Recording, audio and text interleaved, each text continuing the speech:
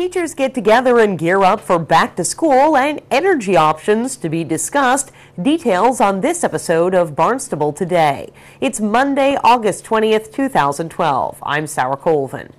Barnstable teachers and school administrators are gathered at the Quasset Inn in Harwich this week for the annual retreat. Superintendent of Schools Dr. Mary Chakowski says it's a way to focus prior to the start of the school year. The annual retreat that Dr. Grenier had started, and I am continuing in, and it's an opportunity for all of our administrators, all 45 plus, which includes all of our central office, our directors, our principals, our house masters, our assistant principals, our teacher leaders, our curriculum coordinators. So it's a great kickoff. I have 3 full days with them, and I'm looking forward to kicking off the week. A big focus this year is going to be the new educator evaluation instrument, which all districts that are raised to the top districts have to implement this September. So looking forward to sharing that with them this week. Chakowski says the new educator evaluation instrument will certainly mean changes for teachers and staff. We had a joint labor management committee that met for the good part of last year to sit down and come up with a final document.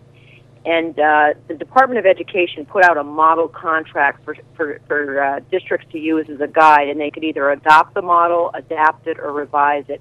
And Barnstable chose to adapt the model, and the teachers in the first 2 weeks of school when they return, the Barnstable Teachers Association will be looking to ratify this agreement. So it's not quite yet in place, but I'm confident that they'll be able to ratify the agreement. Then the school committee will vote to approve the new evaluation instrument on September 19th at our next meeting. And basically what's going to happen now is there are no formal sort of what we call, announced visits, and that there's a pre-conference, a sit-down with a teacher, a post-conference, that the focus is really around short, unannounced for teachers that have been here a number of years, visits. And there's 4 different kinds of plans that teachers can be placed on. There's new standards. And it really requires the educator. So even me as a superintendent, I will be involved in using this new instrument.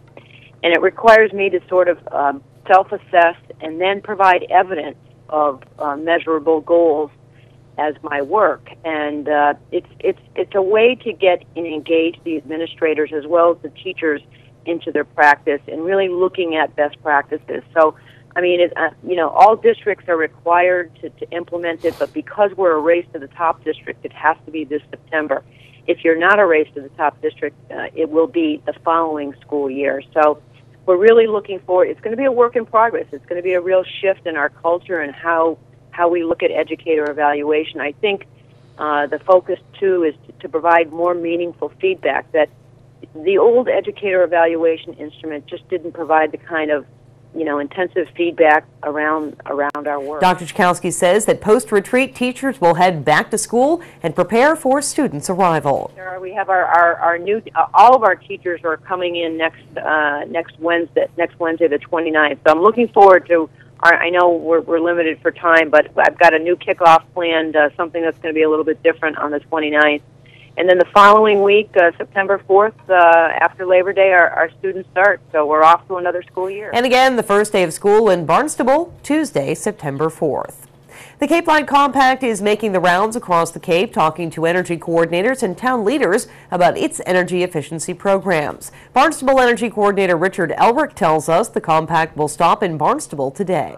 The Cape Line Compact is the responsible party for doling out energy efficiency monies that ratepayers contribute through their electric bills, and they do this through a variety of ways to residences, businesses, government, local governments, to help those groups become more energy efficient.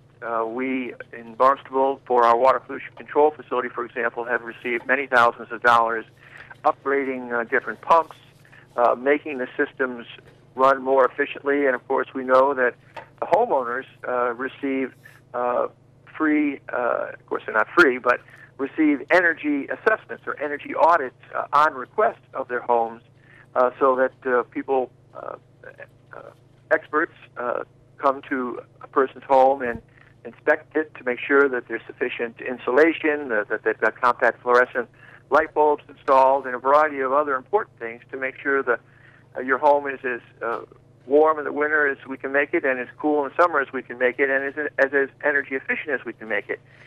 And each or every few years, as part of their charge, the Cape Light Compact is required by the Mass Department of Energy Resources, I think it is, to put together a plan on how they're going to spend all that money that they're given to make available to people.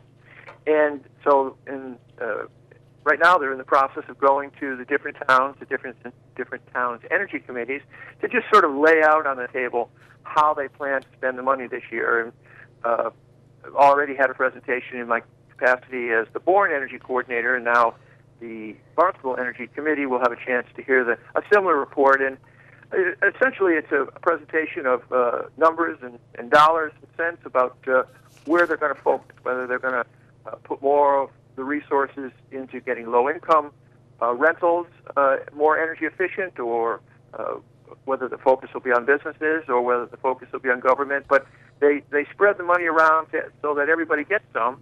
But there's always debate about the proportion that goes to each sector. In addition to the Cape Light Compact presentation, the Renewable Energy Commission will also continue its discussion on Barnstable's solid waste options for the future. The Commission's been working on its plan for some time and is gearing up to present to the Council on September 6th. Based on the fact that the contract we have with CMAS to dispose of our trash is expiring at the end of 2014, and the costs for disposing of our waste are expected to double and perhaps triple. So any way that we can think of to help our residents reduce their solid waste stream and increase recycling is important. And the recommendation from the Renewable Energy Commission is sort of twofold. Their number one priority recommendation is to establish a town-wide curbside pickup program for both solid waste disposal and recycling pickup, with a pay-as-you-throw component, meaning that, you're charged based on the amount of trash you produce. So the more trash you produce, sort of like your water bill or your electric bill, the higher your charge would be. So it gives people more control over what their solid waste costs would be. And the second priority option recommendation, if the town council does not want to proceed with a curbside program, would be to implement a pay-as-you-throw program for the transfer station users themselves, and that would still be very, I think, helpful in reducing our amount of trash that drops off at the transfer station, and of course increasing our recycling at the same time. Ulrich says the plan is designed with recycling in mind in hopes of increasing the amount of items that are recycled in town. An equity element to it as well. I mean, the idea that everybody should have to pay for people who do not recycle at all, which is the case now. I think there's certainly an unfairness to that, and this would rectify it, and it's something that's occurring throughout the country and throughout the state of Massachusetts as well. I think somewhere in the range presently of about 136 towns have a pay-as-you-throw program, and more are on the horizon. The Renewable Energy Commission meets at 5:30 today in the Selectmen's Conference Room at Town Hall. The meeting will be aired live on Channel 18. Planes from the past will soon be touching down at Barnstable Municipal Airport. The Wings of Freedom Tour will be making a stop at our local landing strip this September. The tour features vintage World War II aircraft, including a B-17 Flying Fortress, a consolidated B-24 Liberator, and a North American P-51 Mustang. The Wings of Freedom Tour arrives at 2 p.m. September 12th. It'll be on display at the east ramp of the airport until the close of business on September 14th. Tours will be given of the planes, and if you're daring and have a sense of adventure, you can also pay to take a flight aboard the aircraft. Visit collingsfoundation.org for more information about this unique display of vintage aircraft. Sidewalk reconstruction in the future along Route 6A. Town Manager Tom Lynch says the state can go ahead with plans to improve sidewalks, including rebuilding them to meet state and federal standards. Pending final approval, work will start from the Trazer Museum and head east to Commerce Road. With Barnstable Today, I'm Sarah Colvin.